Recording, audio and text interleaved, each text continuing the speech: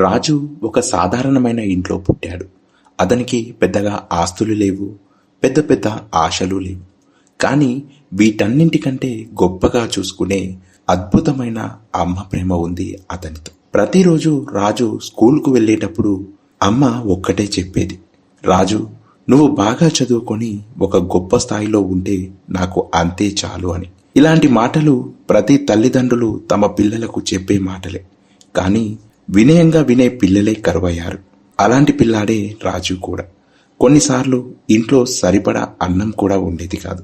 అయినా అమ్మ తన పళ్ళెంలోని అన్నం గోరుముద్దలు కలిపి రాజుకు పెట్టి, నాకు ఆకలి లేదు నాన్న అని అందమైన అబద్ధం చెప్పి ఆనందంతో కడుపు నింపుకునేది.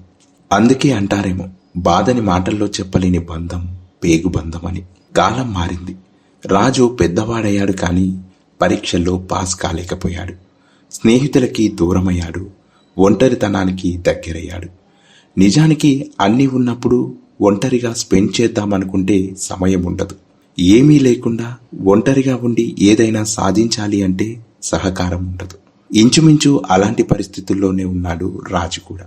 ఇక ఒకరోజు రాజు విసుగుతో అమ్మ దగ్గరికి వెళ్ళి ఇలా అన్నాడు, అమ్మ, నా కోసమే బ్రతుకుతున్న నీకోసం నేను ఏమీ చేయలేదు.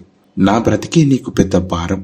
అమ్మా, నా వల్ల ఏమీ కాదు, నన్ను క్షమించు అని అమ్మ చేయి పట్టుకొని ఏడ్చాడు. తనే తన ప్రపంచంగా బ్రతికే తన కొడుకు మాటలు విన్న ఆ తల్లి గుండె ఒక్కసారి ఆగినంత పనయింది. కానీ అమ్మ బయటికి మాత్రం ఎలాంటి బాధ కానీ భయాన్ని కానీ చూపించలేదు. ఎందుకంటే తన బిడ్డ భారం అనుకుంటే ఇలా భరించే రోజులు తెచ్చుకునేదే కాదుగా. అందుకే అన్నాను, అమ్మ ప్రేమను అర్థం చేసుకోవడం అందరికీ అంత సులువు కాదేమో అని. ఇక ఆ రోజు రాత్రి అమ్మ రాజు చేయి పట్టుకొని ప్రేమగా 2 మాటలు చెప్పింది.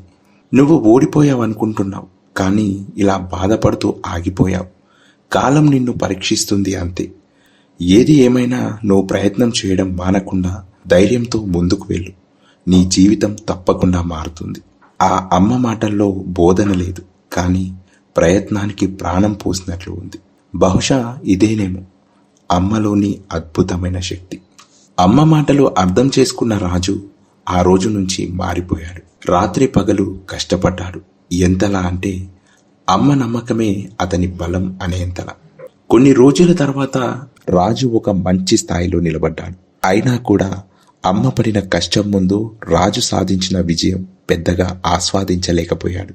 కానీ రాజును గొప్ప స్థాయిలో చూసిన ఆ తల్లి కళ్ళల్లో మాటలు లేని ఆనందం కన్నీళ్ల రూపంలో తన కొడుకు జీవితాన్ని చూసుకుంది.